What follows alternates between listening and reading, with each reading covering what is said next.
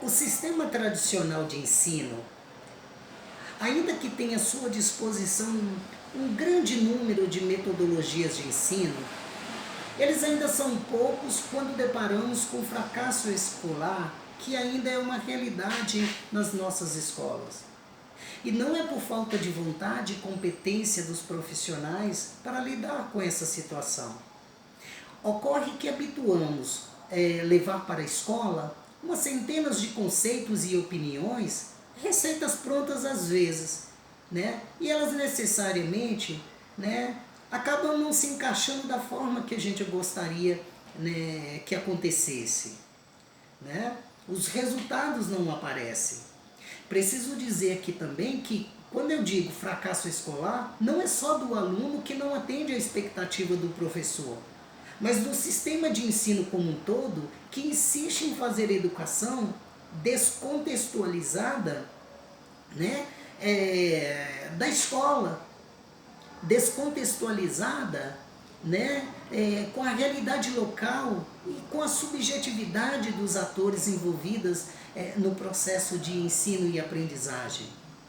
Querem resultados, né, querem estabelecer metas, mas persistem com uma pedagogia pautada no pânico, no medo, na ameaça. Então, quando eu digo isso, notamos que as escolas inconscientemente persistem em repetir alguns erros que possibilitam o fracasso escolar. E quais são esses? Eu diria que o primeiro é o desvio de função. Quando o professor ou a professora se coloca no lugar de salvador, ocupando o lugar deixado pelos pais da criança, a aprendizagem fica prejudicada. Em vez de atuar como mestre e se concentrar na transmissão do conteúdo, ele passa a cuidar, ele passa a ajudar, passa a consolar, ajudar a criança que está passando por algum problema, colocando o fazer pedagógico e os outros aprendentes em segundo plano. A outra questão é a culpa. Se as crianças não vão bem na escola, começa um jogo de empurra.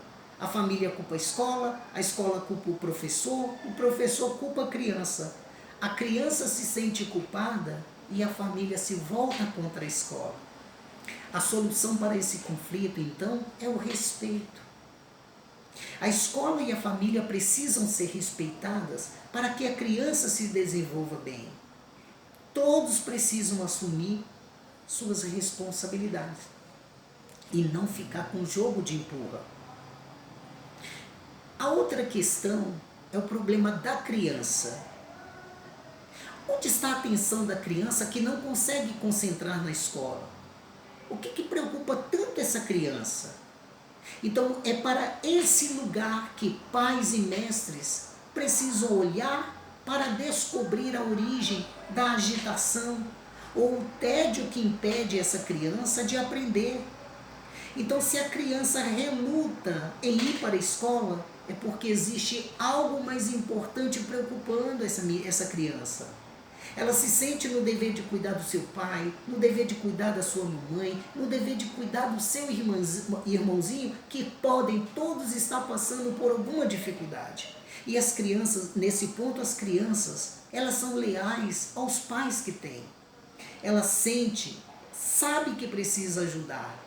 Ainda que você tenha, né, boas especializações, né, essas especializações, elas ainda são insuficientes para lidar com essa questão.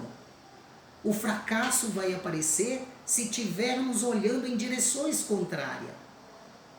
A criança precisa estar com a família, é para lá que ela olha.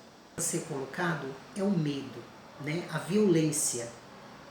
A violência presente em uma família desestruturada, onde existem ameaças, discussões, agressões, tudo isso se expande até a escola, onde as crianças reproduzem o que sofrem, prejudicando também outras crianças e famílias.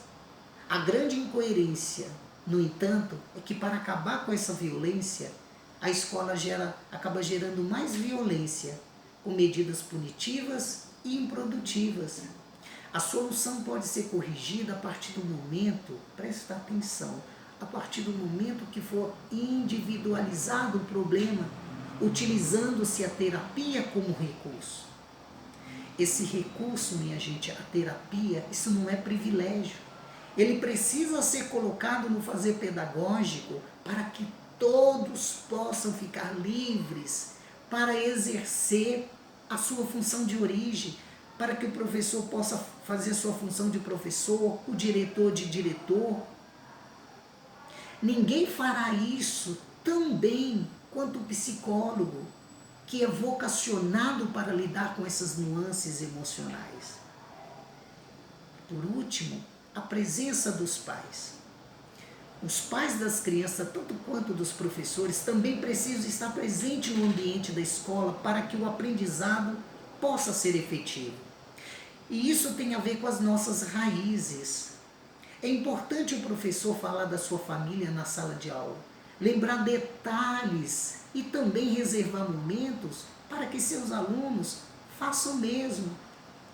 Muitos problemas escolares são resolvidos quando as crianças são encorajadas a falar de suas origens dentro da sala de aula. A criança que não consegue aprender matemática, por exemplo, não consegue somar seus pais, não consegue somar o papai, não consegue somar a mamãe. E matemática é o quê? É soma. Tem a ver com o quê? Inclusão. E esse é o segredo da matemática. E todas as disciplinas têm o seu segredinho.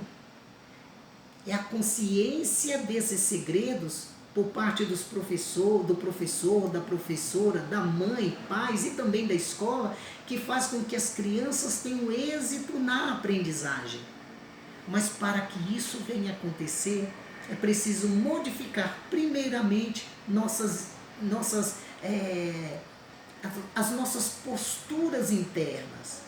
É imprescindível o autoconhecimento, e nos conhecendo e reconhecendo que não podemos tudo nessa vida, teremos maiores chances, de conhecer os limites e as possibilidades dos outros. Então, por hora, é isso. Um grande abraço para todos.